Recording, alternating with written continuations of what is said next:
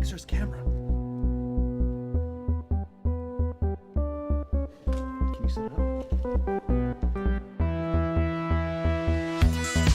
Hey! Oh, it's showtime, baby! It's party time, baby! Oh! We're back with Kong's Corner, everybody! We are back, and it's fancy time indeed. I'm reading Harry Potter every single day for an hour. And I've never read the books before. Welcome if this is your first time. That was probably the most bizarre thing you've ever seen. But I felt like dressing up today, and I remember for a while I did costumes, and I just got so involved with all the technical things that I was like, I don't have time! So I think I might get back into it. Might get back into some of the costume stuff. Oh, sorry, Mark's just figuring something out here with the Dex Cam that we forgot to put on, because I know you all love your Dex Cam. Yeah, I'm reading Harry Potter every single day for an hour. I've not read them before. Please don't spoil anything in the chat, but our wonderful moderator Lois will take care of that. I leave time at the end of the readings for a bit of Q&A and interaction with everybody. We've built a really nice, fun community.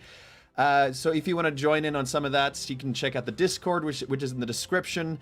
I also give my announcements there. For example, yesterday I wasn't able to read because I was able to, but I chose not to because I got the opportunity to go see Hamilton in theaters. It was a social distancing experience, but oh man, that is a good musical. I loved it. I was blown away. It was really, really great. Yeah, and also something to celebrate. I got 500 subs on YouTube, which is kind of crazy to me, and a lot of you are on Discord. It's so nuts.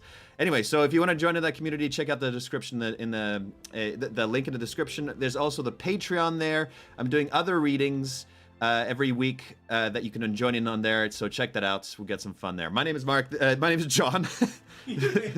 My name is Mark. This is Mark. I'm joined by Mark, who's been here from the beginning. Hello. Mark is awesome. He's gonna be moving soon, so you're gonna see less of me, like basically starting this week, and then it'll be after July 22nd. I'll be gone. So you need to let us know what the last date is that you're gonna be on. Yeah. Okay, whenever you know. Yeah. Let us know. We'll have a little celebration for Mark, and we also got Dex down here, who's chewing away on his thing. So let's get started on this, shall we? Every little tradition of putting in my glasses, of drawing a little scar on for the old Harry Potter. Here we go. I think that was a pretty good one. Yeah. Okay, so last thing that happened was, well, first of all, Harry, he chomped into Mr. Weasley as a snake. He chowed right into his leg. I'm assuming it's his leg. I don't know where, but he had a tasty snack of meat. And then ran to Dumbledore, which Dumbledore didn't pay him too much attention, but when Dumbledore looked at him, his scar flared, the pain flared, burns on the side of my face. Let me know if you know what that reference is from.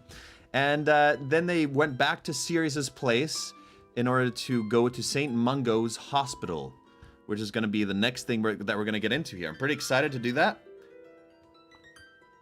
And we'll see what is the deal with Mr. Weasley being attacked. All right.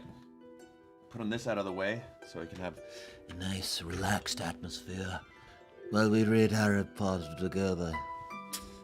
Okay, he seized him. They nodded.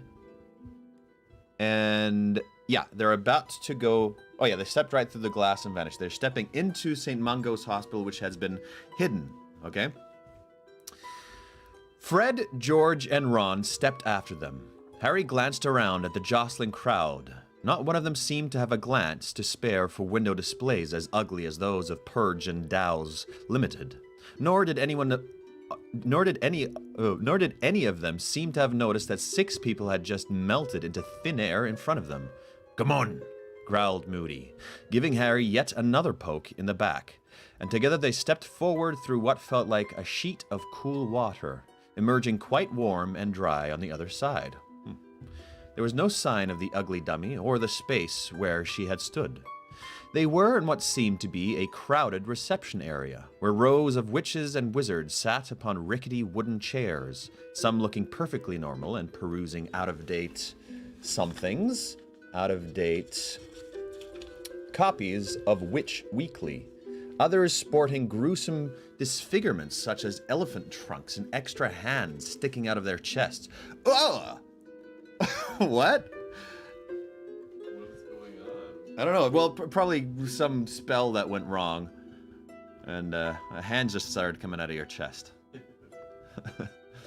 The room was scarcely less quiet than the street outside. For many of the patients were making very peculiar noises. A sweaty-faced witch in the center of the front row, who was fanning herself vigorously with a copy of The Daily Prophet, kept letting off a high-pitched whistle as steam came pouring out of her mouth. Ha ha! She turned into a kettle. Awesome. Her face is a kettle. A grubby-looking warlock in the corner clanged like a bell every time he moved. With each clang, his head vibrated horribly so that he had to seize himself by the ears to hold it steady. God. All of the things that can happen to you is terrifying. Yeah. This world, you know, everybody's like, oh, I want to be a wizard. I want to be in the magical world of Harry Potter. No, you don't. Do you want your face to become a kettle? Do you really want that? Because it's likely going to happen. You're going to have hands sticking out of your chest. Try making out with somebody with that happening. Well, witches and wizards in lime green robes were walking up and down the rows, asking questions and making notes on clipboards like umbrages. Harry noticed the emblem embroidered on their chests, a wand and a bone crossed. Are they doctors? He asked Ron quietly. Doctors? Said Ron, looking startled. Those muggle nutters that cut people up? Nah, they're healers. Over here, called Mrs. Weasley, above the renewed clanging of the warlock in the corner. And they followed her to the queue in front of a plump blonde witch seated at a desk marked Enquiries. The wall behind her was covered in notices and posters saying things like, "A clean cauldron keeps potions from becoming poisons," and "Antidotes are anti-don'ts, unless approved by a qualified healer." Antidotes are anti-don'ts. Okay, there was also a large portrait of a witch with long silver ringlets, which was labeled Dilys Derwent, St. Mungo's Healer 1722 to 1741. What? She went back in time? Headmistress of Hogwarts School of Witchcraft and Wizardry, 1741 to 1768. What? St. Mungo's Healer 1722 to 1740. Oh, sorry. I just had a little bit of dyslexia there. It swapped. 1 and 4 swapped for me. I was like, what? She was healing people back through time? Time witch! I'm a time witch! I travel through time and heal people.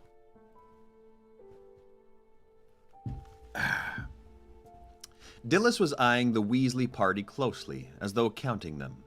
When Harry caught her eye, she gave a tiny wink, walked sideways out of her portrait, and vanished. Oh, she's a sassy witch.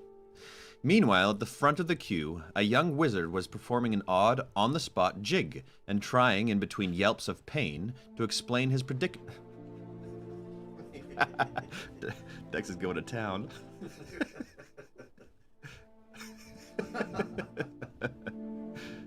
Yeah, get that. Oh, doing push-ups.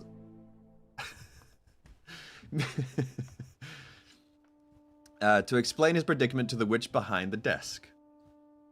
Singing rocks. Thanks, Navneet. She was the one in Dumbledore's office. Oh, okay. Thank you, Alicia.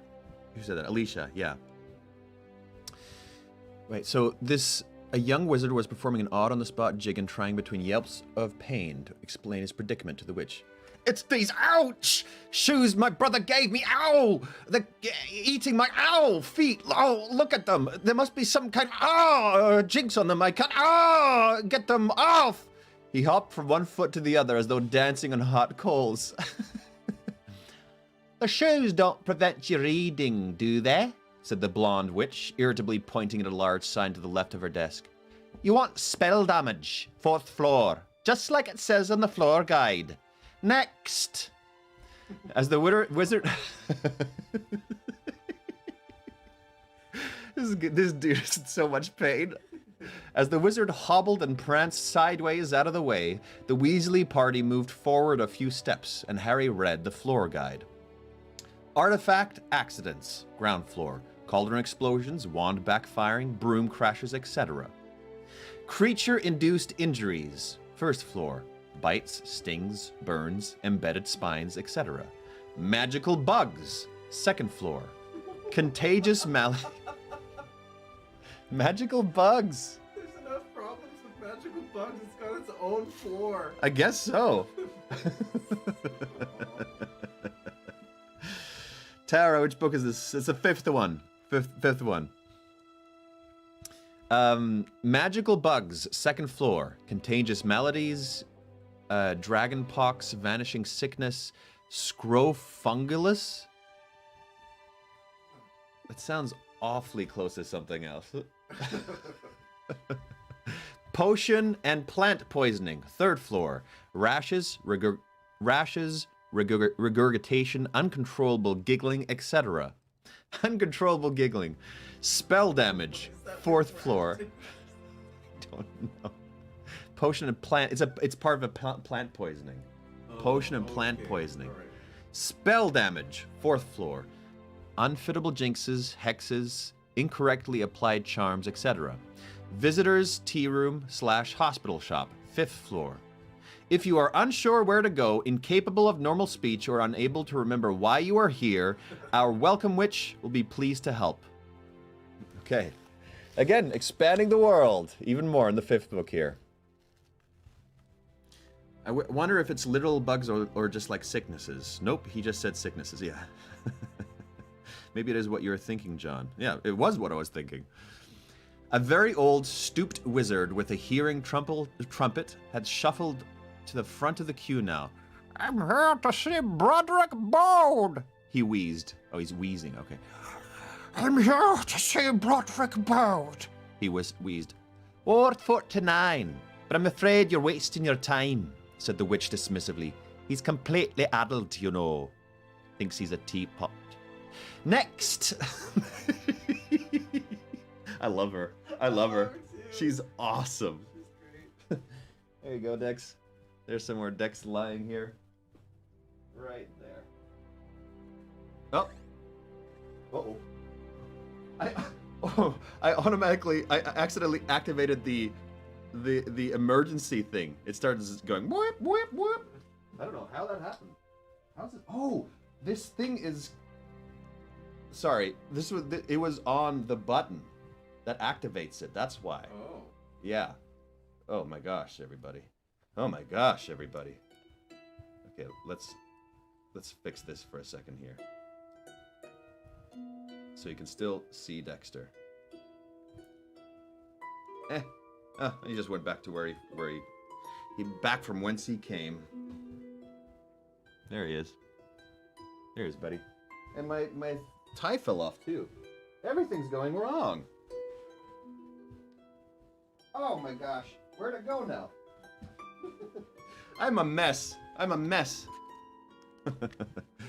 It's a clip-on. It's a clip-on. Of course it is. I mean, how are you gonna make? It's paper. It's a paper tie. I don't even know where I got it from anymore. I just found it in my house. It's just here. All right, let's keep going. What a mess. Yeah, I am. I'm a complete mess nowadays. Actually, though. All right, let's keep going. A harassed-looking wizard was holding his small daughter tightly by the ankle while she flapped around his head using the immensely large, feathery wings that had sprouted right out through the back of her romper suit. 4th floor, said the witch in a bored voice without asking, and the man disappeared through the double doors beside the desk, holding his daughter like an oddly shaped balloon. Next! Mrs. Weasley moved forward to the desk. Hello, she said. My husband, Arthur Weasley, was supposed to be moved to a different wall this morning. Could you tell us? Arthur Weasley, said the witch, running her finger down a long list in front of her. Yes, 1st floor, 2nd door on the right. Die Lewin Ward. Thank you, said Mrs. Weasley. Come on, you lot.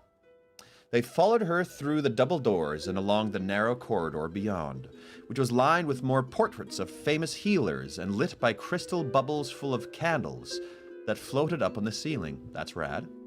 Looking like giant soap suds. More witches and wizards in lime green robes walked in and out of the doors they passed. A foul-smelling yellow gas wafted into the passageway as they passed one door, and every now and then they heard distant wailing. They climbed a flight of stairs and entered the creature-induced injuries corridor, where the second door on the right bore the words, Dangerous Dai Lewin Ward, Serious Bites. Dai Lewin is, I'm assuming, a name in this. Never jump in a pool wearing a paper tie, Confucius. Very true, Carrie. Oh, Lois, that's true. Lois has got a picture of me and Kenson in the hot tub in our suits just because we wanted to. Okay, Dai Lewin Ward, Serious Bites. Underneath this was a card in a brass holder on which had been handwritten, Healer in Charge, Hippocrates Smethwick, Trainee Healer, Augustus Pye. Okay, so if these are characters that are important, tell me the adjectives from the books, not the movies, for Hippocrates and for Augustus. If there are characters that pop up, and I need adjectives to know how to do those voices. Adjectives. No spoilers around their history or anything that I would discover later. We'll wait outside, Molly, Tonks said. Arthur won't want too many visitors at once. It ought to be just the family first. Mad-Eye growled his approval of this idea and set himself with his back against the corridor wall, his magical eyes spinning in all directions. Harry drew back too, but Mrs. Weasley reached out a hand and pushed him through the door, saying, "Oh, don't be silly, Harry. Arthur wants to thank you." The ward was small and rather dingy, as the only window was narrow and set high in the wall facing the door. Most of the light came from more shining crystal bubbles clustered in the middle of the ceiling. The walls were of paneled oak, and there was a portrait of a rather vicious-looking wizard on the wall, captioned Urquhart Rackharrow, 1612 to 1697, inventor of the entrail expelling curse. Entrail expelling curse, come on. Very heavy accents, Greek and Roman. Augustus loves chocolate way too much. Quite greedy. Come on now. There were only 3 patients. Mr. Weasley was occupying the bed at the far end of the ward beside the tiny window. Harry was pleased and relieved to see that he was propped up on several pillows and reading the Daily Prophet by the solitary ray of sunlight falling onto his bed. He looked up as they walked towards him and, seeing who it was, beamed. Hello, he called, throwing the prophet aside. Bill just left, Molly. Had to get back to work, but he says he'll drop in on you later. How are you, Arthur? Asked Mrs. Weasley, bending down to kiss his cheek and looking anxiously into his face. You're still looking a bit peaky. Oh, I feel absolutely fine, said Mr. Weasley brightly, holding out his good arm to give Ginny a hug. If they could only take the bandages off, I'd be fit to go home. Who's this now? Fred and... Oh, yeah, Fred. Okay, yeah. Why can't they take them off, Dad? Asked Fred. Well, I start bleeding like mad every time they try. I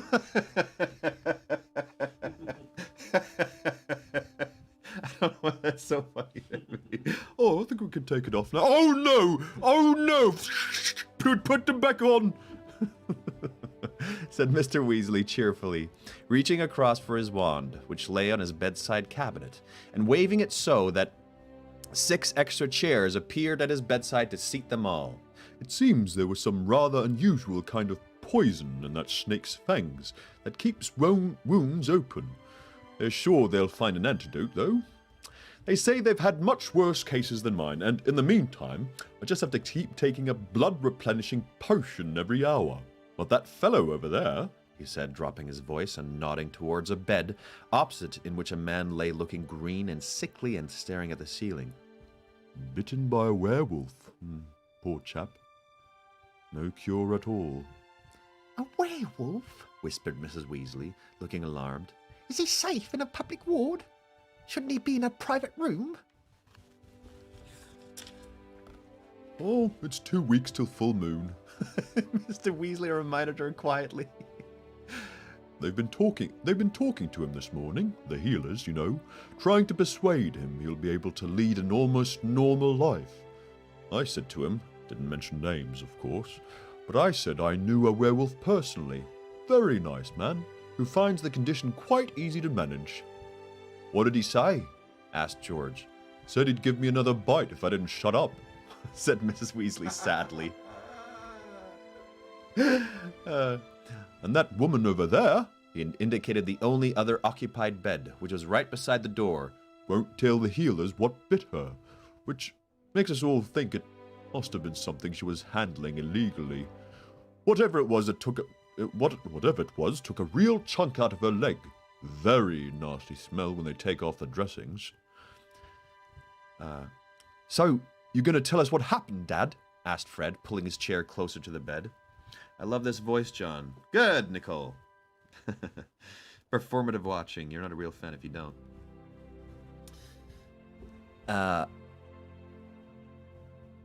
It's so funny. I can see what messages are held for review for Lois. For example, Nathan wrote, FAX, fax your father. But YouTube is clever because somebody would use that to curse. Okay, Well, you already know, don't you? said Mr. Weasley, with a significant smile at Harry. It's very simple. I've had a very long day, dozed off, got sneaked up on, and bitten.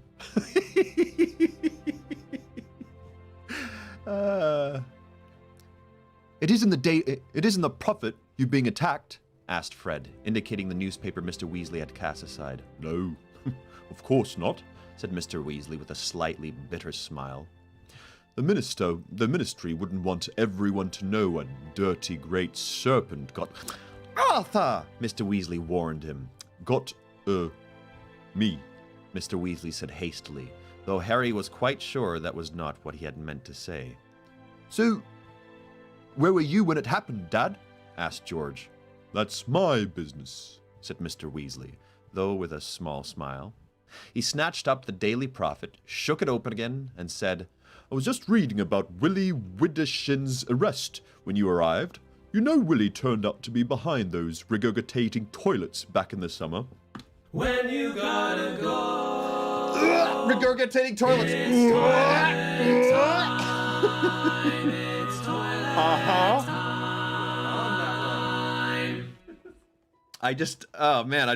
On it. I saw toilet, and I felt toilet, and I pressed toilet.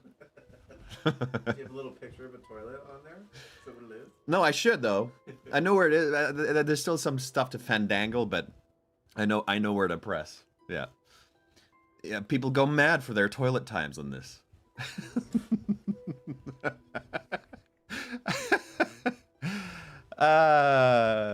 Okay. Toilet time. Where was the toilets? Where was the toilet stuff? Oh yeah, he was behind the regurgitating toilets. Regurgitating? Regurgitating, yeah. Regurgitating. One of his jinxes backfired. The toilet exploded, and they found him lying unconscious in the wreckage covered from head to foot in... When you say you were on duty, Fred interrupted in a low voice. Oh, thanks. What were you doing? You heard your father, whispered Mrs. Weasley. We are not discussing this here. Go on about Willie Widdershins, Arthur. Well, don't ask me how, but he actually got off the toilet charge, said Mr. Weasley grimly. I can only suppose gold changed hands. You were guarding it, weren't you? Said George quietly. The weapon? The thing you know who's after? George, be quiet, snapped Mrs. Weasley. Anyway, said Mr. Weasley in a raised voice, this time Willie's been caught selling biting doorknobs to muggles, and I don't think he'll be able to worm his way out of it because, according to this article, 2 muggles have lost fingers and are now in St. Mungo's for emergency bone regrowth and memory modification. Just think of it. Muggles and St. Mungos. I wonder what ward they're in, He's so excited. Also, biting doorknobs. Come on now. What is this world? We got George Corner and biting doorknobs. What's his name again? Something Corner. Michael Corner. George Corner and biting doorknobs. They're tarnishing the Corner's name! Can you imagine a giant toilet opening and closing, chasing after Dementors? I can imagine that, Lindsay, and I want it in this world. I want that to happen. Don't forget the evil banister from hell! Nice callback, Ifra. Now, what was that? How did that come about again? The Bannister? Barrister. I was thinking of Barrister, but they said something about Bannister. Yeah, the evil banister from hell. Yeah, just try leaning on me. Just you try. You'll fall to your death. No, that's 1 meter over. Right over here. Put your hands here. Ah. And he looked eagerly around as though hoping to see a signpost. Didn't you say you know who's got a snake, Harry? Asked Fred, looking at his father for a reaction. A massive one? You saw it the night he returned, didn't you? That's enough, said Mrs. Weasley crossly. Mad Eye and Tonks are outside, Arthur. They want to come in and see you. And you lot can wait outside. She added to her children and Harry. You You can come and say goodbye afterwards. Go on. They trooped back into the corridor. Mad Eye and Tonks went in and closed the door of the ward behind them. Fred raised his eyebrows. Fine, he said coolly, rummaging in his pockets. be like that. Don't tell us anything. Looking for these? Said George, holding out what looked like a tangle of fresh, flesh-colored string. You read my mind, said Fred, grinning. Let's see if St. Mungo's puts imperturbable charms on its ward doors, shall we?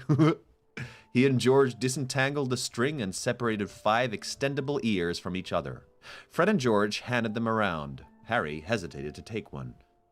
Go on, Harry, take it. You saved Dad's life. If anybody's got a right to eavesdrop on him, it's you. My Patronus would not be a toilet. That would be my muse. It would be my muse. A giant toilet running around. That'd be my muse. I think you were actually thinking of Harbinger. That could be too, instead of the barrister. Yeah, that's true. That's true. Grinning in spite of himself, Harry took the end of the string and inserted it into his ear as the twins had done. Okay, go, Fred whispered. The flesh-colored strings wiggled like long, skinny worms and snaked on under the door. At first, Harry could hear nothing. Then he jumped as he heard Tonks whispering as clearly as though she was standing right beside him. They searched the whole area. I couldn't find the snake anywhere. It just seems to have vanished after it attacked you, Arthur. But you know who can't have expected a snake to get in, can he? I reckon he sent it as a lookout, growled Moody, 'cause he's not had any luck so far, has he? No, I reckon he's trying to get a clearer picture of what he's facing. And if Arthur hadn't been there, the beast would have had a lot more time to look around. So, Potter says he saw it all happen. Yes, said Mrs. Weasley. She sounded rather uneasy. You know, Dumbledore seems to almost have been waiting for Harry to see something like this. Yeah. Well, said Moody, there's something funny about the Potter kid. We all know that. Dumbledore seemed worried about Harry when I spoke to him this morning, whispered Mrs. Weasley. Course he's worried, growled Moody. The boy's seen things from inside you-know-who's snake. Obviously. Potter doesn't realise what that means. But if you-know-who's possessing him... Harry pulled the extendable ear out of his own, his heart hammering very fast and heat rushing up to his face. He looked around at the others. They were all staring at him, the strings still trailing from their ears, looking suddenly fearful. End of chapter. Ooh, man. Okay. So, Yeah, that would make me fearful too if I heard Voldemort was possessing my best friend. That would really make me fearful. Although I don't think that he's possessing him. I think what I said last time. They're just entwined, intertangled, connected so strongly that they experience each other's experiences. So I bet Voldemort is also experiencing things that Harry's experiencing. I don't think he's being possessed. Do you think Voldemort experienced Harry and Cho kissing? Yeah. Because it's when they're like heightened emotionally or whatever, right? Yeah. Voldemort's like, what's happening? No. Oh no. He's having sweat nightmares of kissing Cho. That's really funny.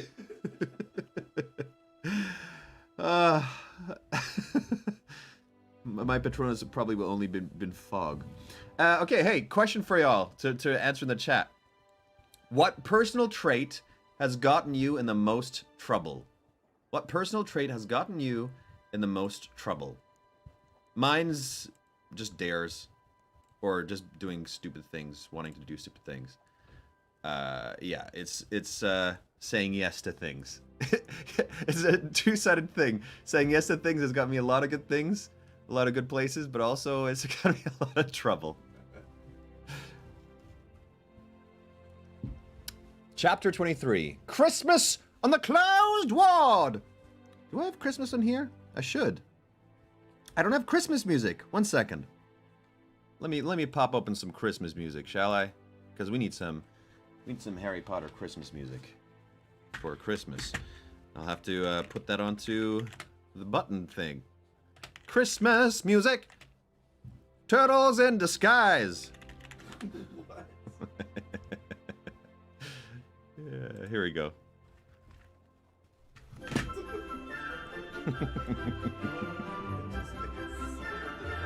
I know. Let me change the volume here. Okay. Okay, let me know if that's too loud, if that's just right, or what. Let me know, everybody. Okay, back to reality. Here we go. Okay. Was this why Dumbledore would no longer meet Harry's eyes? Okay. It might be a bit too loud for me, actually.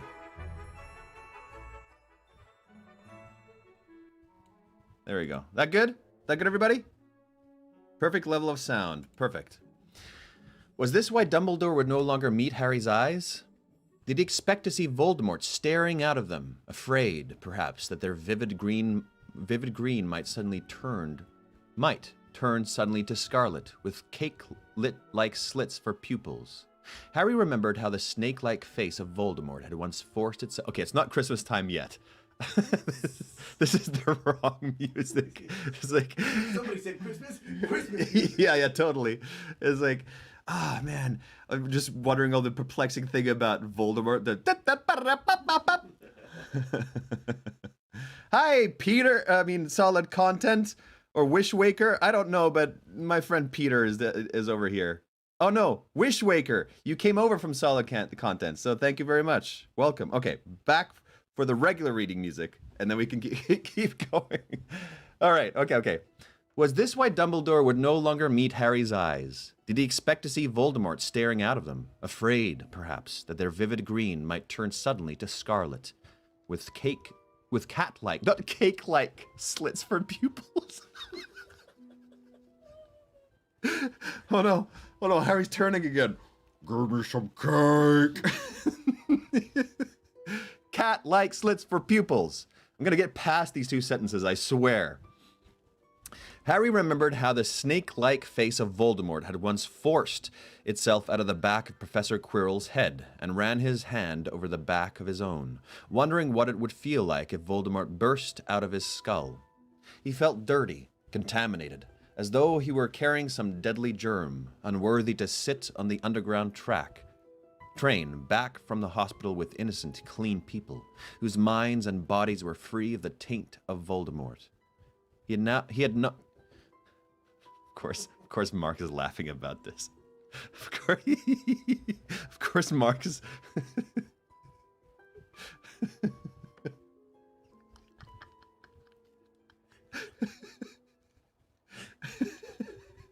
Oh, we hit 100 people, apparently. Maybe briefly, I don't know. We got 98. We hit 100. Yay! That's awesome. I think that's a first. Okay, let's move on from that. He had not merely seen the snake, he had been the snake. He knew it now. I'm sorry. This is like... It's just somebody wrote it down and then I read it. I'm free. I'm finally free of it.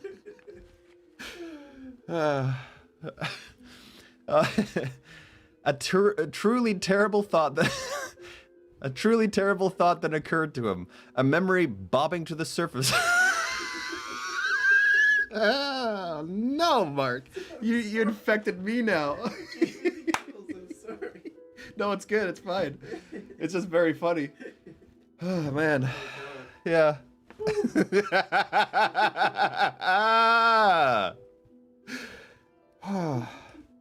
Oh, we're laughing about the taint of Voldemort.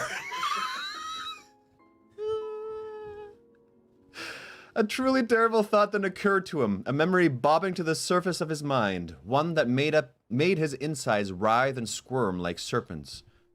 What's he after, apart from followers?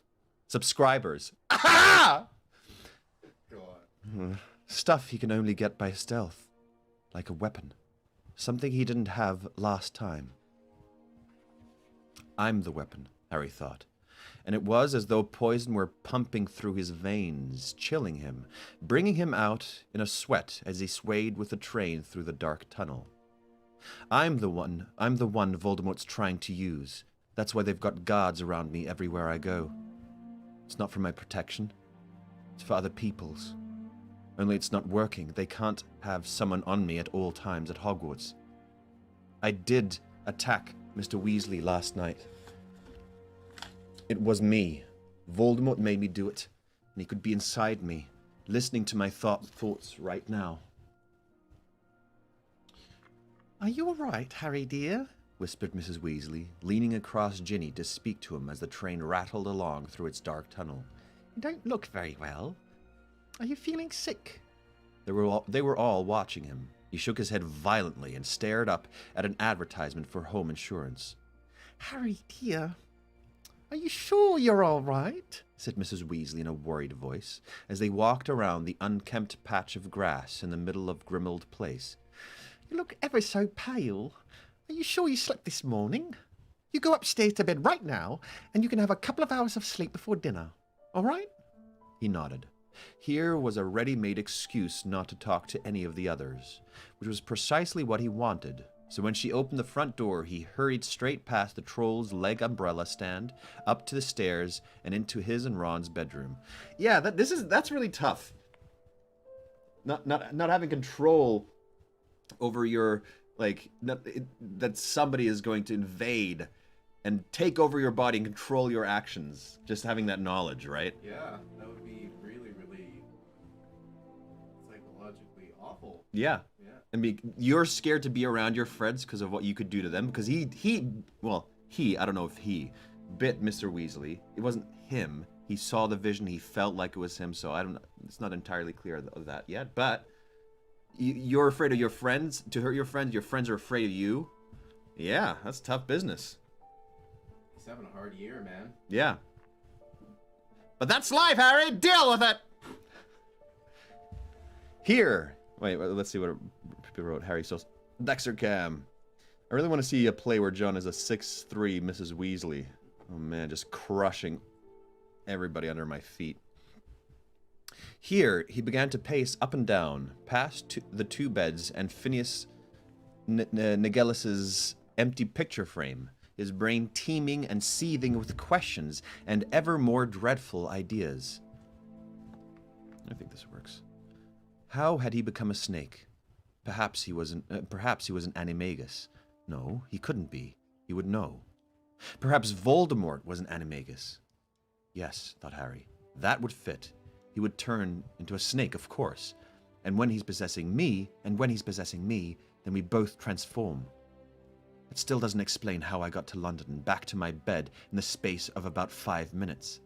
But then Voldemort's about the most powerful wizard in the world, apart from Dumbledore. It's probably no problem at all to him to transform people like that. And then, with a terrible stab of panic, he thought, but this is insane. If Voldemort's possessing me, I'm giving him a clear view into the headquarters of the Order of the Phoenix right now. He'll know who's in the Order and where Sirius is. And I've heard loads of stuff I shouldn't have. Everything Sirius told me the first night I was here. There was only one thing for it. He would have to leave Grimmauld Place straight away. Oh, he would spend Christmas at Hogwarts without the others, which would keep them safe over the holiday at least. But no, that wouldn't do. There were still plenty of people at Hogwarts to maim and injure. What if it was Seamus, Dean, or Neville next time? He stopped his pacing and stood staring at Phineas Nigellus' empty frame. A leaden sensation was settling in the pit of his stomach. He had no alternative. He was going to have to return to Privet Drive, cut himself off from other wizards entirely. Well, if he had to do it, he thought, there was no point hanging around. Trying with all his might not to think how the Dursleys were going to react when they found him on their doorstep 6 months earlier than they had expected, he strode over to his trunk, slammed the lid shut and locked it, then glanced around automatically for Hedwig before remembering that she was still at Hogwarts. Well, her cage would be one less thing to carry. He seized one end of his trunk and had dragged it halfway towards the door when a snide voice said, Phineas Nigellus. Was Phineas? Can somebody remind me of who Phineas was in this? I still have to add him here. I gotta write this down. The slovenly drunkard? Maybe he was. I forgot to add him to my list. Yeah, who was Phineas, please? If anybody can remember in the chat down here. Here's the painting in Dumbledore's office. He's been dink a lot this book, but man, that's heroic. Yeah, that is heroic. Julia Giesbrecht, it's book number 5. Book number 5. This is such a depressing moment. Yeah, so it's the portrait. He was the drunk guy, but I forget his voice. Damn it. Okay, well, I'll just... You can write another adjective, but he's that drunk. Yeah. No, he's the pompous. Phineas is the ex-principal in the portrait. The ex-principal that we already had once, right? No, Pompous Knight. Oh, right. Portrait in Dumbledore's office. Yes, thank you very much. Thank you. Okay. Running away, are we? He looked around. Phineas Nigellus had appeared on the canvas of his portrait and was leaning against the frame, watching Harry with an amused expression on his face. Not running away. No, said Harry shortly, dragging his trunk a few more feet across the room. I thought, said Phineas Nigellus, stroking his pointed beard, that to belong in Gryffindor House, you're supposed to be brave. It looks to me as though you would have been better off in my own house. We Slytherins are brave, yes, but not stupid. For instance, given the choice, we will always choose to save our own necks. It's not my own neck I'm saving, said Harry tersely, tugging the trunk over a patch of particularly uneven, moth-eaten carpet right in front of the door. Oh, I see, said Phineas Nigellus, still stroking his beard. This is no cowardly flight. You are being noble. Harry ignored him. His hand was on the doorknob when Phineas Nigellus said lazily, I have a message for you from Albus Dumbledore. Harry spun round. What is it? Stay where you are. I haven't moved, said Harry, his hand still upon the doorknob. So what's the message? I have just given it to you, Dot, said Phineas Nigellus smoothly. Dumbledore says, stay where you are. Why? Said Harry eagerly, dropping the end of his trunk. Why does he want me to stay? What else did he say? Oh, nothing whatsoever, said Phineas, raising a thin black eyebrow as though he found Harry impertinent.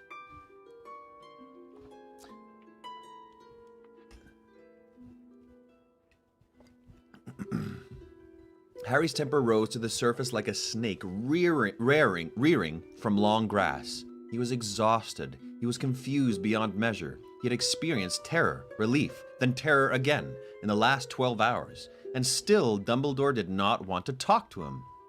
"So, that's it, is it?" he said loudly. "Stay where you are? That's all anyone can tell me after I got attacked by those Dementors too? Just stay put while the grown-ups sort it out, Harry. We won't bother telling you anything, though, because your tiny little brain might not be able to cope with it." "You know," said Phineas Nigellus, even more loudly than Harry, "this is precisely why I loathe being a teacher. Young people are so infernally convinced that they are absolutely right about everything. Has it not occurred to you, my poor puffed-up popinjay?" That's wicked. I dig this guy. Poor puffed up popinjay. Popinjay. Nigellus. Okay, thank you. "You poor puffed-up popinjay, that there might be an excellent reason why the headmaster of Hogwarts is not confiding every tiny detail of his plans to you. Have you never paused while feeling hard done by to note that following Dumbledore's orders has never yet led you into harm? No. Like all young people, you are quite sure that you alone feel and think. You alone recognize danger. You alone are the only one clever enough to realize what the Dark Lord may be planning." He is planning. He is planning. He's planning something to do with me, then, said Harry swiftly. "Did I say that?" said Phineas Nigellus, idly examining his silk gloves. "Now, if you will excuse me, I've better things to do than listen to adolescent agonizing. Good day to you." And he strolled to the edge of his frame and out of sight. I like that guy. I like him. Imagine dying and still having to work at your last job. Nigellus. Okay, thank you. Nigellus. He's out of there. "Fine, go then," Harry bellowed at the empty frame. "And tell Dumbledore thanks for nothing." The empty... It's a good point he's making, though. Like, how often has Dumbledore been right? You know, how often? And, you know, I understand Harry's point of view, too.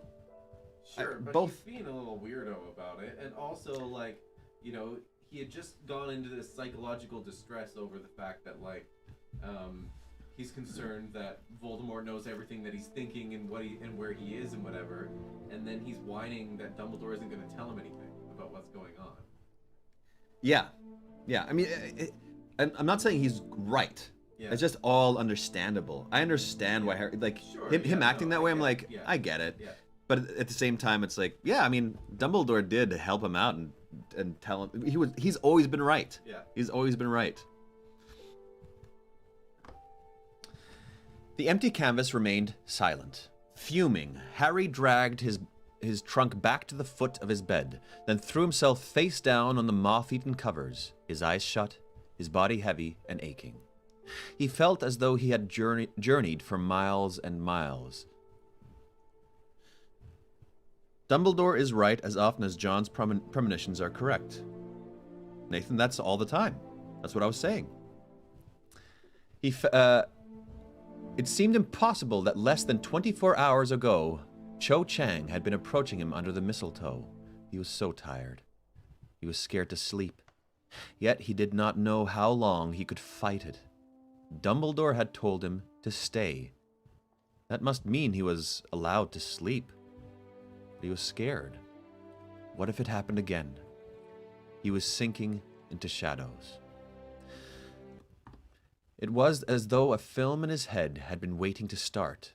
He was walking down a deserted corridor towards a plain black door, past rough stone walls, torches, and an open doorway onto a flight of stone steps leading downstairs to the left.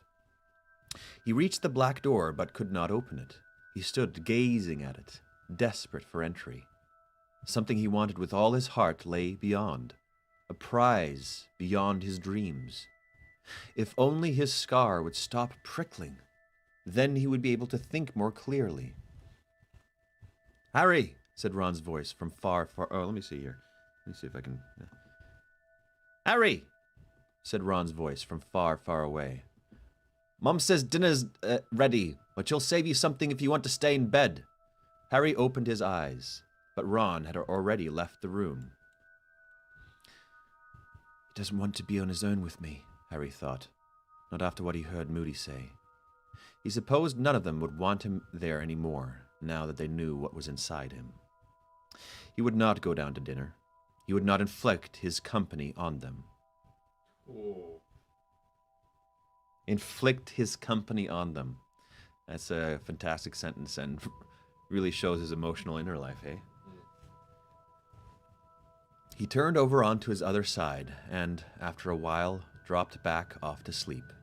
He woke much later, in the early hours of the morning, his insides aching with hunger, and Ron snoring in the next bed.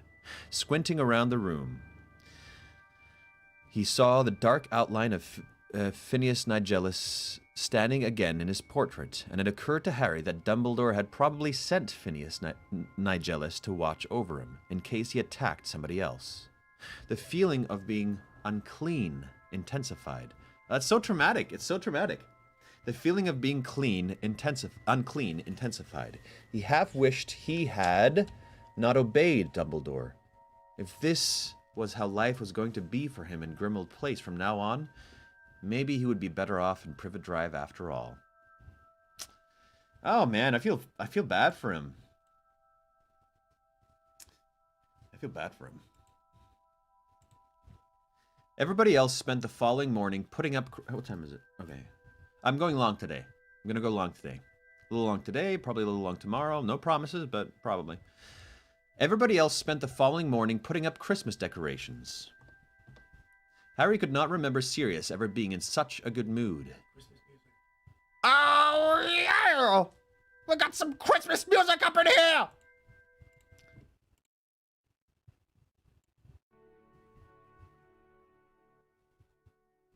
Okay, I think that's a good volume. Yeah, there we go. Okay. Harry could not remember Sirius ever being in such a good mood. He was actually singing carols. Oh, the weather outside is frightful. It's still just one note. Apparently delighted that he was to have company over for Christmas. Sweet. Harry could hear his voice echoing up through the floor in the cold drawing room, where he was sitting alone, watching the sky growing whiter outside the windows. Threatening snow, all the time feeling a savage pleasure that he was giving the others the opportunity to keep talking about him, as they were bound to be doing. When he heard Mrs. Weasley calling his name softly up the stairs around lunchtime, he retreated further upstairs and ignored her. Around 6 o'clock in the evening, the doorbell rang, and Mrs. Black started screaming again. I forgot all about her.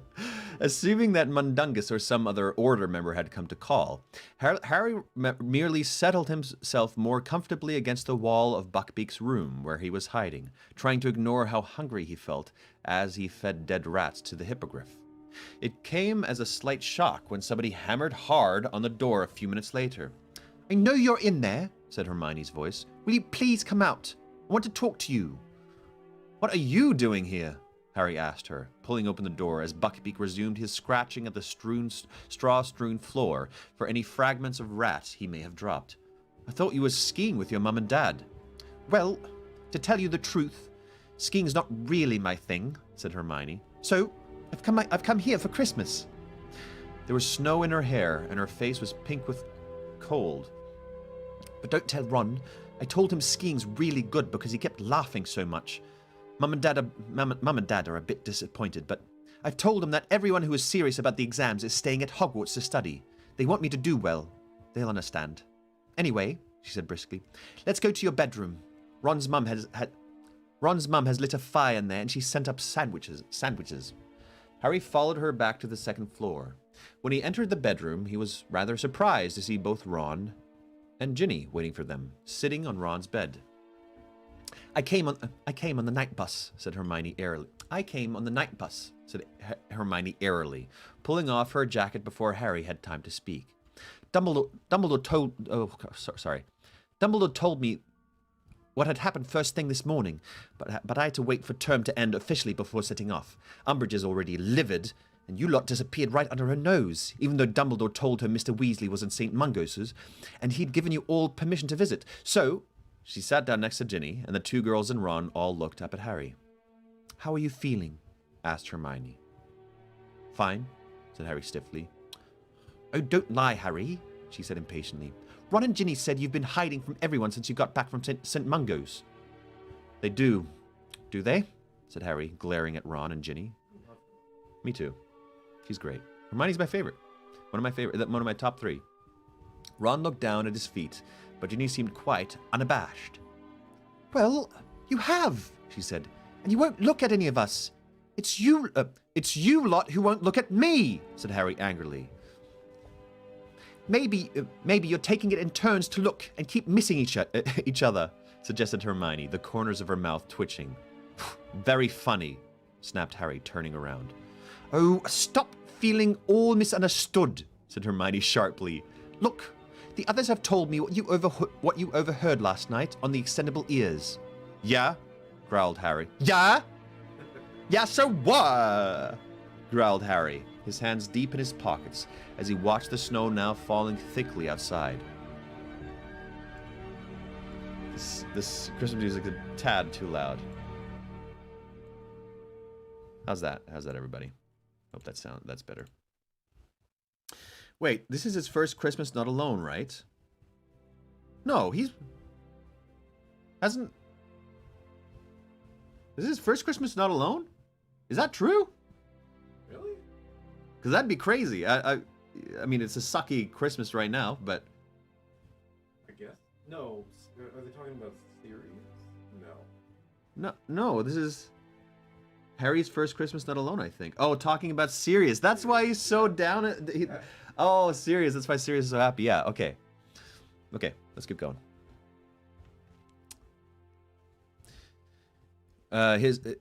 He growled Harry, his hands deep in his pockets as he watched the snow now falling thickly outside.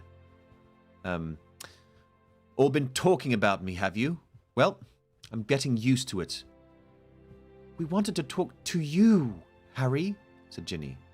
But as you've been hiding ever since we got back, I didn't want anyone to talk to me, said Harry, who was feeling more and more nettled. Well, that was a bit stupid of you, said Ginny angrily. Seeing as you don't know anyone but me who's been possessed by you-know-who, and I can tell you how it feels. Wait, when was Ginny possessed? Huh? What do you mean, when was Ginny possessed? Yeah. You don't remember? No, I actually don't. The book.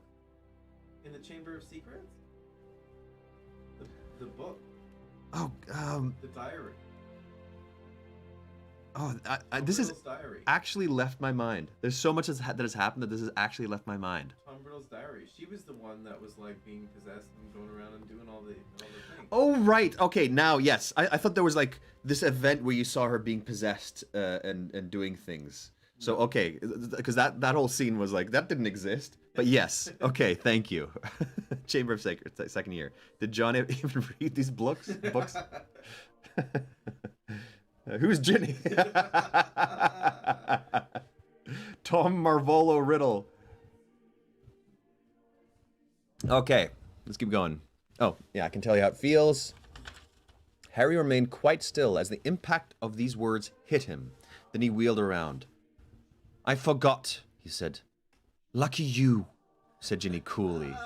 Nice. You forgot too, John. Yeah, I did. I'm sorry, Harry said, and he meant it.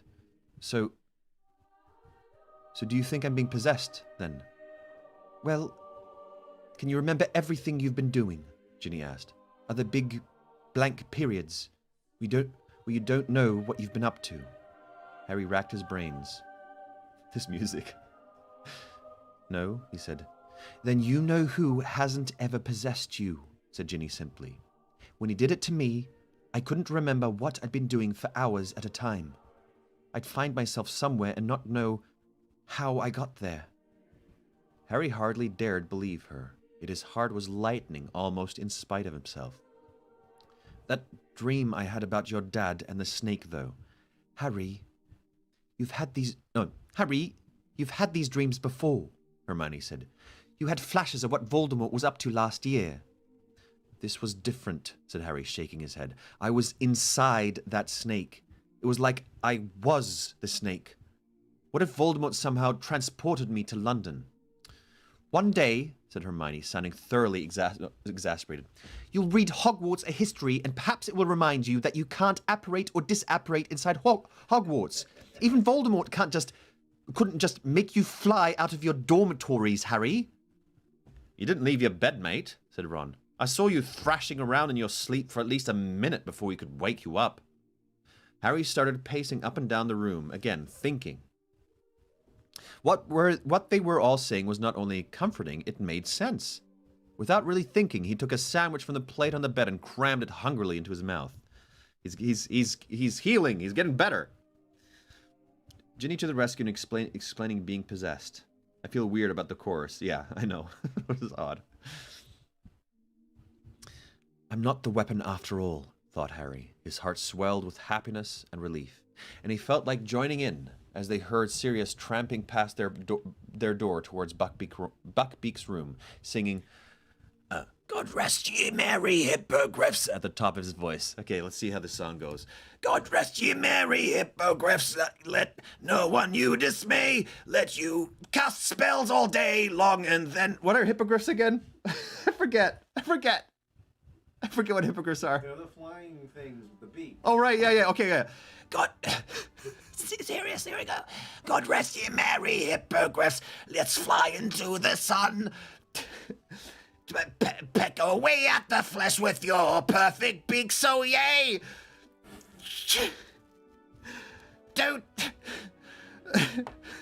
Don't mind me if I get onto your back and then fly away. Oh, I love my hippogriffs, you are my favorite. Oh, what?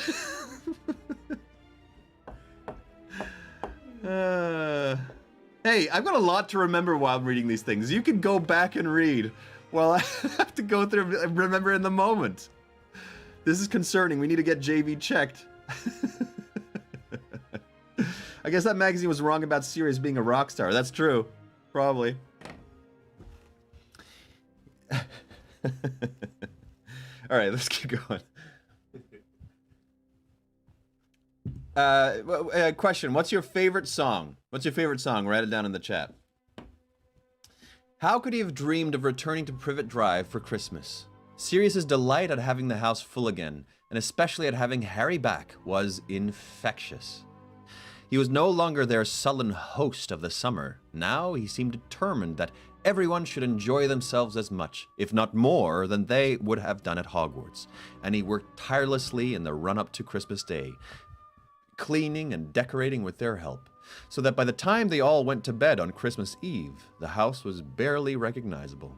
The tarnished chandeliers were no longer hung with cobwebs, but with garlands of holly and gold and silver streamers. Garlands.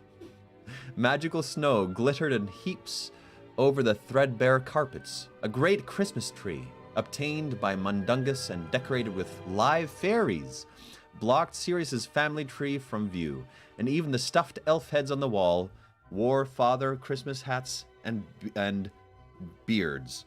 Hey, let's see if I got this, some lights for this. I might. Let's see here. 1 second, because it's not... Okay, 1 second. It might take a hot second, but it might set the mood. I can't, for some reason I can't find it, but let's see. Oh, it won't work right now. Unfortunately.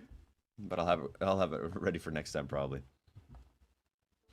Harry awoke on Christmas morning to find a stack of presents at the foot of his bed, and Ron already halfway through opening his own, rather larger, pile. Good haul this year, he informed Harry through a cloud of paper. Thanks for the broom compass. It's excellent. Beats Hermione's. She got me a homework planner. Harry sorted through his presents and found one with Hermione's handwriting on it. She had given him two, a book that resembled a diary, except that every time he opened a page, it said aloud things like, "Do it today, or later you'll pay." Maybe I should just... Do it today or later you'll pay. Something like that. Sirius and Lupin had given Harry a set of excellent books entitled Practical Defense Magic and Its Use Against the Dark Arts, which had superb, moving color illustrations of all the counter-jinxes and hexes it described. That's good. That's good stuff. That's good stuff. Dexter is snuggling up again. That's a great present. Harry flicked through the first volume eagerly. He could see it was going to be highly useful in his plans for the DA. Or the Umbridge Squelchers. Hagrid, the U.S. For the U.S., Hagrid had sent a furry brown wallet that had fangs, which were presumably supposed to be anti-theft device, but unfortunately prevented Harry putting any money in it without getting his fingers ripped off. Tonk's present was a small, working model of a firebolt, which Harry watched fly around the room, wishing he still had his full-size version. Ron had given him an enormous box of every flavor beans. Mr. and Mrs. Weasley, the usual hand-knitted jumper, and some mince pies. Oh gosh, that sounds amazing. And Dobby, a truly dreadful painting that Harry suspected had been done by the elf himself. He had just turned it upside down to see whether it looked better that way when, with a loud crack, Fred and George apparated at the foot of his bed. Merry Christmas, said George. Don't go downstairs for a bit. Why not? Said Ron. Mum's crying again, said Fred heavily. Percy sent back his Christmas jumper. Oh man, that kid. I cannot stand that man. Ugh!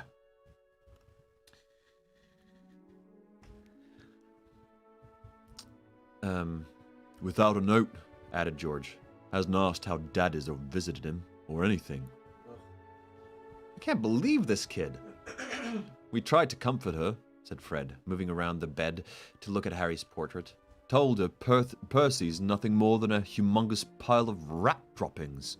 Didn't work, said George, helping himself to a chocolate frog. So Lupin took over. Best let him cheer her up before we go down for breakfast, I reckon. What's that supposed to be, anyway? Asked Fred, squinting at Dobby's painting.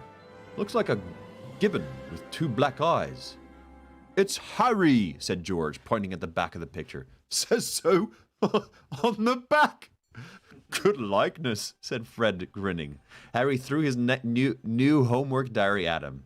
It hit the wall opposite and fell to the floor, where it said happily, I'll give it a different voice. If you've dotted the I's and crossed the T's, then you may do whatever you please. They got up and dressed. They could hear the various inhabitants of the house calling Merry Christmas to one another. On their way downstairs, they met Hermione. Thanks for the book, Harry, she said happily. I've been wanting that new theory of numerology for ages, and that perfume's really unusual, Ron. No problem, said Ron. Who's that for, anyway? He added, nodding at the neatly wrapped present she was carrying. Creature, said Hermione brightly. It had better not be clothes, Ron warned her. You know what Sirius said. Creature knows too much. We can't set him free. It isn't clothes, said Hermione. Although, if I had my way, I'd certainly give him something to wear other than the filthy old rags. No, it's a patchwork quilt. I thought it would brighten up his bedroom. What bedroom? Said Harry, dropping his voice to a whisper as they were passing the portrait of Sirius's mother. Well, Sirius says it's not so much a bedroom, more of a kind of den, said Hermione. Apparently he sleeps under the boiler in that cupboard off the kitchen.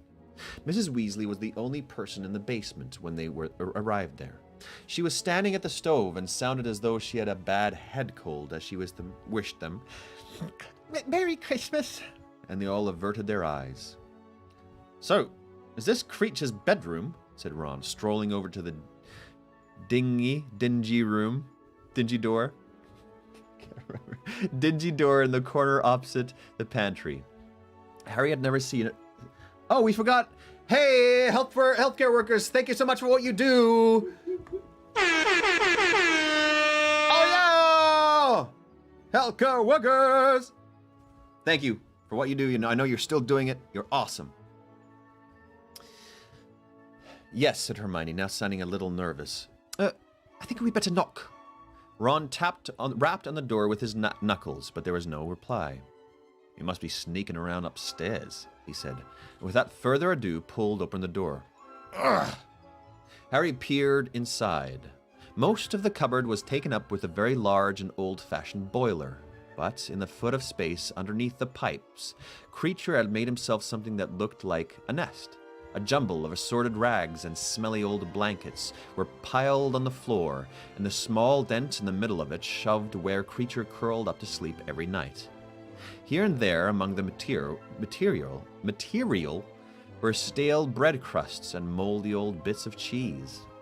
In a far corner glinted small objects and coins that Harry guessed Creature had saved, magpie-like, from Sirius's purge of the house. And he had also managed to retrieve the silver-framed family photographs that Sirius had thrown away over the summer. Their glass might be shattered, but still the little black and white people inside them peered up at him haughtily, including he felt a little jolt in his stomach, the dark, heavy-lidded woman whose trial he had witnessed in Dumbledore's Pensieve, Bellatrix Lestrange. By the looks of it, hers was Creature's favorite photograph. He had placed it to the fore of all the others, and had mended the glass clumsily with spello tape. I think I'll just leave his present here, said Hermione, laying the package neatly in the middle of the depression in the rags and blankets and closing the door quietly. He'll find it later. That'll be fine. Come to think of it, said Sirius, emerging from the pantry carrying a large turkey as they closed the cupboard door. Has anyone actually seen Creature lately? I haven't seen him since the night we came back here, said Harry. You were ordering him out of the kitchen. Yeah, said Sirius, frowning.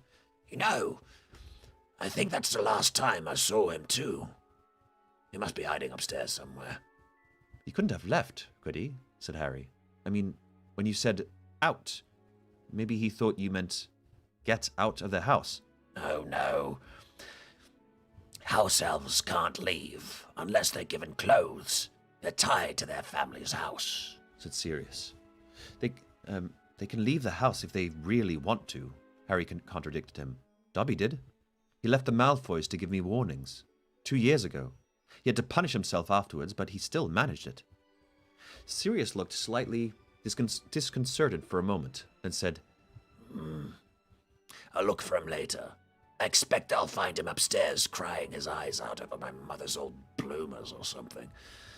Of course, he might have crawled into the airing cupboard and died, but I mustn't get my hopes up. I've only just joined. I love that folks theme is playing right now. A great theme. Well, welcome, Rachel Morgan. Welcome. I don't know if this is your first time, but welcome. You said you've just joined, so cool. Oh, wait, no, you've been here before. Sorry. Of course you've been here before. You said I've only just joined. I was like, oh, it's your first time. I thought maybe saw you more on Discord or something. Okay. Once Fred, George, and Ron laughed. Hermione, however, looked reproachful. Once they had eaten their Christmas lunch, the Weasleys, Harry, and Hermione were planning to pay Mr. Weasley another visit, escorted by Mad-Eye and Lupin. Mundungus turned up in time for Christmas pudding and trifle, having managed to borrow a car for the occasion, as the Underground did not run on Christmas Day. The car, which Harry doubted very much, had been taken with the consent of its owner. Yeah, he totally stole that car. Had been enlarged with a with a spell like the Weasleys' old Ford Anglia had once been. Although normally proportioned outside, 10 people with Mundungus driving were able to fit into it quite comfortably. Mrs. Weasley hesitated before getting inside. Harry knew her disapproval of Mundungus was battling with her dislike of traveling without magic, but finally the cold outside and her children's pleading triumphed, and she settled herself into the back seat. Oh gosh, that one got me too. Just a little burp hiccup going on there. And she settled herself into the back seat between Fred and Bill with good grace. The journey to St. Mungo's was quite quick, as there was very little traffic on the roads. A small trickle of witches and wizards was creeping furtively up the other side deserted street to visit the hospital. Harry and the others got out of the car, and Mundungus drove off around the corner to wait for them. They strolled casually towards the window where the dummy in green nylon stood, then, one by one, stepped through the glass. The reception area looked pleasantly festive. The crystal orbs that illuminated St. Mungo's had been colored red and gold to become gigantic, glowing Christmas baubles. Holly hung around every doorway, and shining white Christmas trees covered in magical snow and icicles glittered in every corner, each one topped with a gleaming gold star. It was less crowded than the last they had been there, although halfway across the room, Harry found himself shunted aside by a witch with a satsuma jammed up her left nostril. Satsuma? Do you know what a satsuma is? It's a kind of orange, like orange. Oh, a little orange with stuff up. Like a mandarin. Okay. Stuffed up her left nostril. Family argument, eh? Smirked the blonde witch behind the desk. You're the third I've seen today. Spell damage. 4th floor. They found Mr. Weasley propped up in bed with the remains of his turkey dinner on a tray on his lap, and a rather sheepish expression on his face. Sirius sounds like the guy from The Witcher. Oh no, the guy from The Witcher is way more like he's not as broken. Where is he? Everything all right, Arthur? Asked Mrs. Weasley, after they had all greeted Mr. Weasley and handed over their presents. Fine, fine, said Mr. Weasley, a little too heartily. You, haven't seen Healer Smithwick, have you? No, said Mrs. Weasley suspiciously. Why? Oh, nothing, said Mr. Weasley airily, starting to unwrap his pile of gifts. Well, everyone had a good day.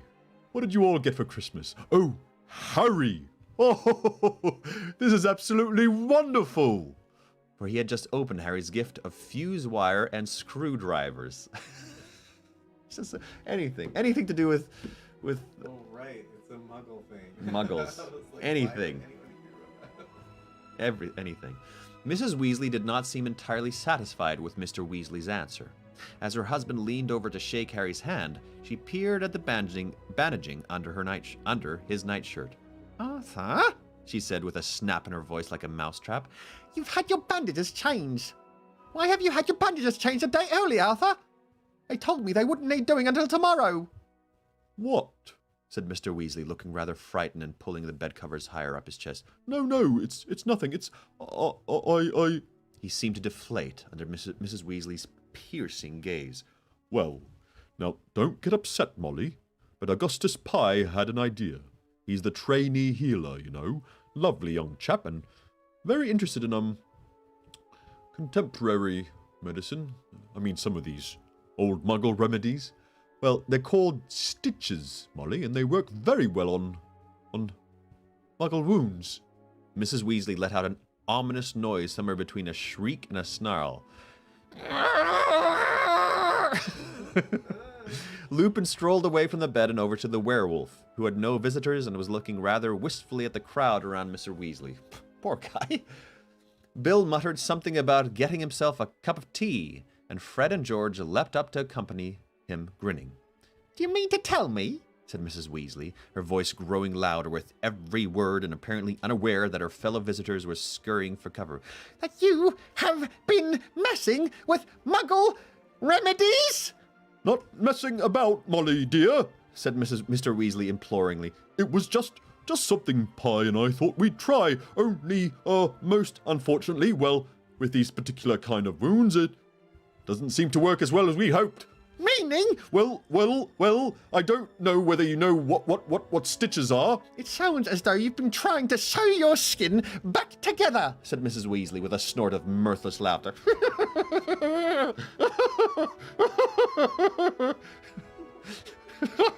But even you, Arthur, wouldn't be that stupid.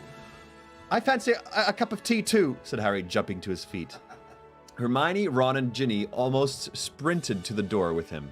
As it swung closed behind them, they heard Mrs. Weasley shriek, What do you mean? That's the general idea.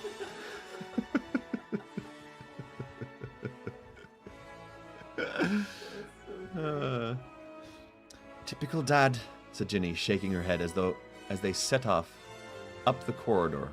This is a bit too extreme for the Christmas music. I'm going back to the beginning.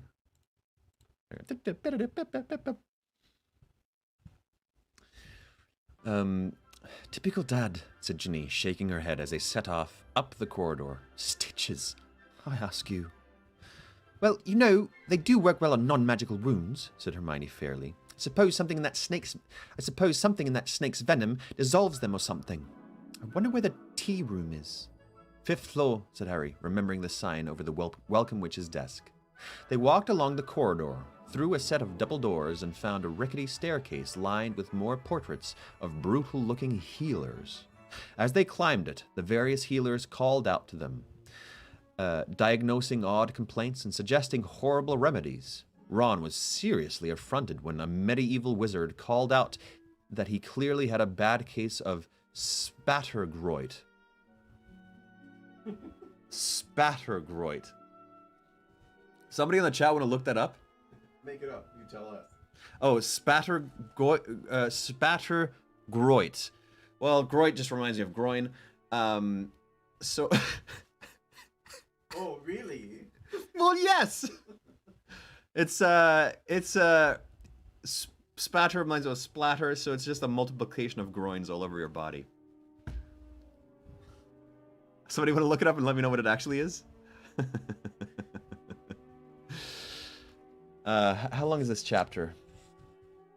I probably won't end it. It's pretty long. No, I'm going to be ending in the next 10 minutes. So I will not be ending this chapter. It's a long one.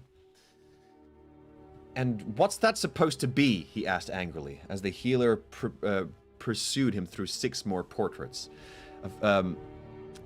shoving the occupants out of the way. "'Tis a most grievous affliction of the skin, young master, that will leave you pockmarked and more gruesome even than you are now." What do you call gruesome? Said Ron, his ears turning red. "The only remedy is to take the liver of a toad, bind it tight around your throat, stand naked at the full moon in a barrel of eel's eyes. I have not got spattergroit. But the unsightly blemishes upon your visage, young master." They're freckles, said Ron furiously. Now get back in your own picture and leave me alone. He rounded on the others, who were all keeping determinedly straight faces. What floor's this? Carrie, that sounds hot. That does not sound hot. Groins all over your body? Who wouldn't want that?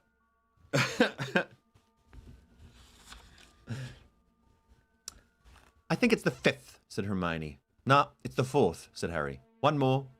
But as he stepped onto the landing, he came to an abrupt halt, staring at the small window set into the double doors that marked the start of a corridor signpost, Spell Damage.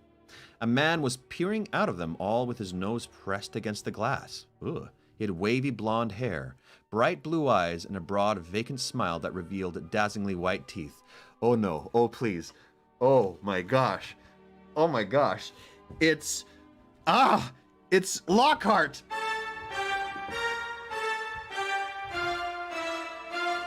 Oh! I'm so happy it's Lockhart is back! Although it'll be a different version of Lockhart. Oh my gosh! I missed him so much. Oh, he's back. He is back! Okay. It's been like It's been Whole books? two or three books or something like that. Yeah, 2 or 3 books. Oh man. Oh, ow, ow. This thing actually check it out. It's pinned to my skin. I don't know if you can see it. Wait, let's zoom in. I'm gonna zoom in. See that? It's pinned to my skin. Ow. Oh my gosh, that hurt. That really hurt. What did you leave it on there for? It got pinned to my, I don't know, I was moving around so much that I apparently got onto my skin. We have 100% been waiting for this moment of your reaction, Lois. I bet. This is awesome. We're the best secret keepers. Yeah, you're all, instead of stealers of joy, you are protectors of joy. Yes, non-spoilers are protectors of joy. It will make it stop. If you're excited, don't need to injure yourself. Okay, here we go. I'm not gonna end in the next 10 minutes. I'm gonna go a bit longer. I'm not gonna go for the full chapter, but I need to see a bit of Lockhart in this. Imagine if I ended now. Okay. Blimey, said Ron, also staring at the man. My goodness, said Hermione suddenly, sounding breathless. Professor Lockhart! Their ex-defense against the dark arts teacher pushed open the doors and moved towards them, wearing a long lilac dressing gown. Well, Yeah! well, hello there, he said. I expect you'd like my autograph, wouldn't you? He hasn't changed much, has he? Harry muttered to Ginny, who grinned. How are you, Professor? Said Ron, sounding slightly guilty. It had been Ron's malfunctioning wand that had damaged Professor Lockhart's memory so badly that he had landed in St. Mungos in the first place. Though as Lockhart had been attempting to permanently wipe Harry and Ron's memories at the time, Harry's sympathy was limited. The laugh. I'm very well indeed, thank you, said Lockhart exuberantly, pulling a rather battered peacock feather quill. I feel like I have to put this back on when I do Lockhart. I'm even in Lockhart's colors. I don't know if this will actually work. There we go. It worked out. Battered peacock feather quill from his pocket. Now, how many autographs would you like? I can do joined up writing now, you know. We don't want any at the moment, thanks, said Ron, raising his eyebrows at Harry, who asked, Professor, should you be wandering around the corridors? Shouldn't you be in a ward? The smile faded slowly from Lockhart's face. For a few moments he gazed intently at Harry, then said, Haven't we met? Yeah, we have, said Harry. You used to teach us at Hogwarts, remember? Teach? Replied Lockhart, looking faintly unsettled. Me? Did I? And then the smile reappeared upon his face so suddenly it was rather alarming. Taught you everything you know, I expect, did I? Well, how about those autographs then? Shall we say a round dozen? You can give them to all your little friends and nobody will be left out. But just then a head poked out of a door at the far end of the corridor and a voice said, Gilderoy! Gilderoy! I don't know who this is. Motherly-looking healer. Gilderoy, you naughty boy. Where have you wandered off to? I'm giving you some adjectives for this character, whoever it is. A motherly-looking healer wearing a tinsel wreath in her hair came bustling up the corridor, smiling warmly at Harry and the others. Mark is here to enforce that no one robs the joy away. So is Lois. Oh, Lois is out. Lois is piecing out. Right. Actually, this might be a good point to end. We got a little bit of Lockhart in, and then we'll see more detailed where the scene goes. I know, I want to read more too, but this is where I'm going to end. Any questions or thoughts around anything that happened? I'm pretty excited. Lockhart's back in the book. I hope he's just not like a throwaway for this section. I hope he comes back more. Don't tell me if he does, but I'm hoping we get even more of him. I have no idea whether or not he comes back more, but I don't suspect that. Me too. Much more than just this scene. Me too. He's going to be serving his purpose of this, and then he's out. Probably. But it would be nice. Yeah. Oh man, Lockhart, and that fight between Mr. and Mrs. Weasley was fun too. For some reason, the scenes where I call them scenes, the sections where people are arguing back and forth and it gets more heated, those are really fun to do, really fun to read. It's hard because you gotta switch back and forth between the different voices, but they're really fun. Give me an hour longer, Miguel. We are your keepers of joy, JV Tasha. Yeah, you are. Yes, you are. Remember, Mark is kind of unspoiled too. He's unspoiled. Okay, well, you can keep writing anything that you want to write in there. I always see them. Where was Cody yesterday? Man, Cody, he keeps getting away from us. Damn, Cody. Why the suit today? What made you feel lavender was the choice of the day? I just wanted to get back into wearing fun things for this. I don't know. I've just been always distracted by different things. You know, some days I'll wear them, some days I won't, but I think it's fun. So I just felt like it, and I had this tie lying around, so what goes well with it? More blue. Or lavender, I guess. Oh, here are all the questions. Do you have any new premonitions, KJ? No, not really, because nothing new has really been revealed, or no huge plot point has really advanced in this one, other than Ginny saying you weren't possessed, but I already didn't think that, right? I already premonished it before. Just read for 24 hours for charity. Hey, who knows? Maybe I'll do that one day. That'd be crazy. 24 hours? That wouldn't work at all. Maybe it would. Maybe I should do that. What are your premonitions for how Lockhart will train Harry to become the global celebrity he was always meant to be? Nathan. So since we established that Harry does not seem to be actually being possessed, what do you think Harry was seeing as though he was the snake? Alicia, that goes back to what I say, that he's experiencing the same thing that Voldemort is in strong moments of experience. I think it just goes back to that. That's what I think. So happy to see Lockhart again for my first live with you. How lucky I am, Max. Yeah, I feel lucky too. I'm so happy he's back. I'm glad to have you on board, Max. Man, just a bit longer. We need a 24-hour readathon. Miguel, how was yesterday, John? Did you have fun? Was it nice? Yeah, I saw Hamilton, and it was, you know, Hamilton's one of those plays where or musicals. I only know one or two of the songs. It's like, yeah, it sounds good. Sounds like a good musical. Everybody said how crazy it was, so I went into it thinking, it's gonna be good, but I didn't expect it to blow me away like that. It was so damn good. Holy smokes! And I'm listening to the soundtrack again today. Oh man, just amazing. Give us your Hamilton review. Well, that was partially it, but it's also just there's so many different styles of song and music in there. It's very impressive that Lin-Manuel Miranda wrote it all. What was the theater like with social distancing? So we were given a whole spiel beforehand. We all had to wear masks going into it, but in the theater we could take our masks off if we wanted to. We had to not touch anything else other than our seats. Had to make sure that we took the garbage and everything and threw it in there. It's like if 4 people want to rent out that small theater, it's $50 each, and then $20 per person afterwards. So there was about 8 or 9 people, and we all split the difference. It was about $37 to see the movie. It was like, it's a lot of money, but to go to the movie one time in 4 months, worth it. Tara, this was my first live too. Welcome, Tara. Welcome to your first live. John, with events sort of starting to happen, any chance for some small live events? I'm not sure what you mean with that, Timon. What do you mean with events, small live events? I'm not entirely sure what you mean by that.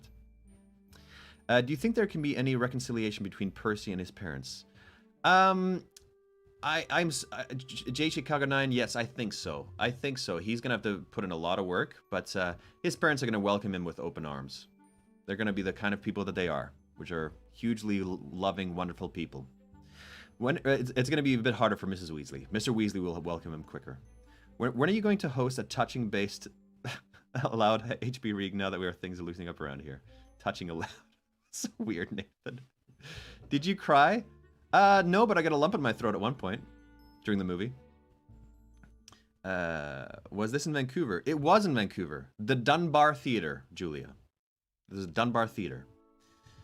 Fun fact, Lin-Manuel Miranda also wrote the songs for the Disney movie Moana. Yeah, it's so good. New Cantina song in the Star Wars. What is your impression about the Wizard Hospital introduction? What is my impression? It's just like the Minister of Magic. It just builds that world more. It just shows you that there's so many other things going on, other stories, and that's why she can expand into all those other stories she's been writing, because she's expanding it so much. Okay, friends. Thank you for tuning in. That was a lot of fun once again. I'm looking forward to reading again tomorrow. Please do not forget and bring it to other people. Love the person in front of you. You are loved. You have value. You have meaning.